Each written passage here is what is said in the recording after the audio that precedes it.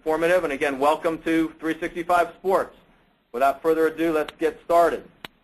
A little bit of the agenda. We're going to go over some housekeeping things to start with, a little bit about our staff and some of the tools that we use here at 365 Sports to try to keep people informed. Talk about the program timeline, fundraising, which is going to be a big component of tonight's meeting, a little bit about accompanying family members, special travel, and then try to answer some questions. To begin with, probably the biggest thing is, now that you are all in the program, please don't or try to avoid sending a random email to the info@ box. That's really helpful for pre-meetings and getting ready to apply to the program. But once you've started applying or involved in the program, try to reach us directly.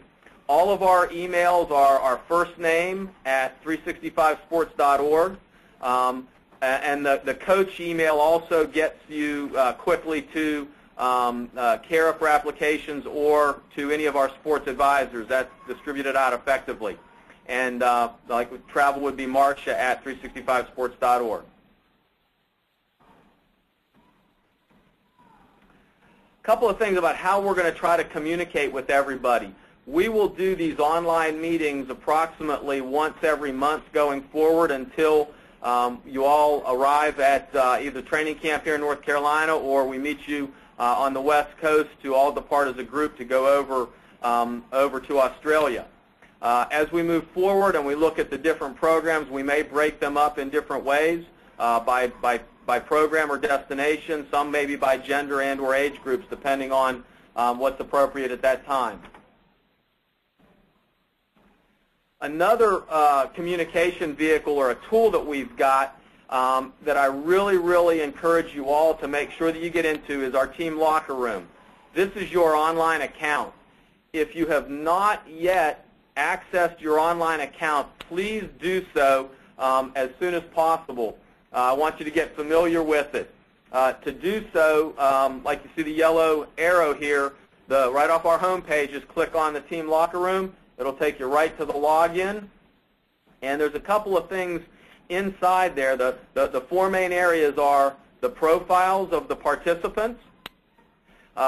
Please go in and check your profile. Is the spelling of your name correct? It's so important. We'll be using that information to produce travel documents and other things, so we need to make sure that your name in there matches what's on your passport. So we really want you to help us make sure that your information is correct. If birth dates are wrong or anything like that, we really need to make sure that it gets all updated correctly. The next area is just basic documentation. All of the forms which you have received either in your welcome packet or before, we need to get those back. We scan and upload those. We try to do it as quickly as possible, but be patient with us. We get backlogs, a lot of documents.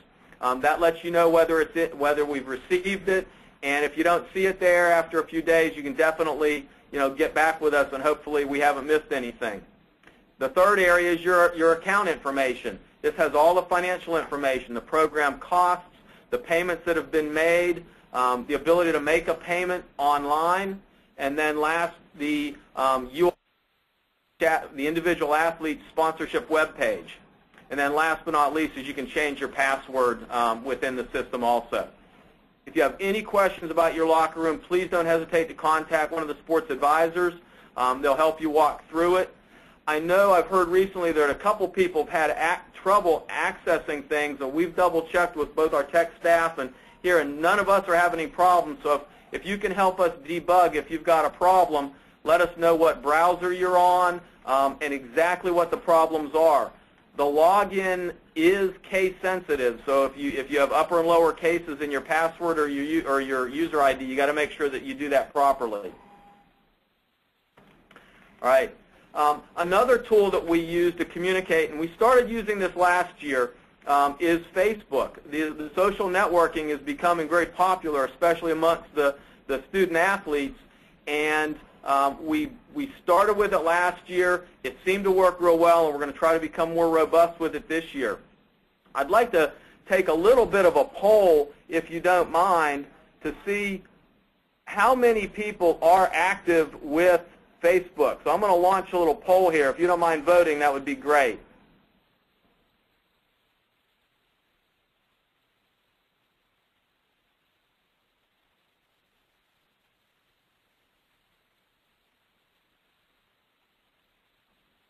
All right, that's just about everybody's voted. Get your last vote in. All right, I'm gonna close the poll. Looks like everybody's voted, and I'll display it for you here. Gosh, nearly 80% of all of you are active on Facebook. What we have done is, and if you've been out there on Facebook, we have a corporate area, and existing athletes, anyone in the public is able to go there and post things on the wall, communicate back and forth. What we will be doing here at the end of January, the beginning of February, is creating program-specific private groups. Within those private groups, you need to be invited. So we'll send out some special invitations to each of you to join your specific group. This is a great area for you to get to know each other, share personal information, maybe find out who's in your city or close to you if you want to organize some travel arrangements together, especially kids or athletes traveling alone. Find out who else might be traveling alone that you could pair up with. Also get to know the other families. So that's a really helpful tool. If you're not familiar with Facebook, feel free to get in touch with one of our sports advisors. Actually, Nick Miller is our Facebook manager. He could help you learn how to get on it and get a user ID and all of those things. So please don't hesitate to do that. We think it's a really good tool, especially in this environment. All right. I'm going to hide those results. Sorry about that. I kept them on there too long. So that's Facebook.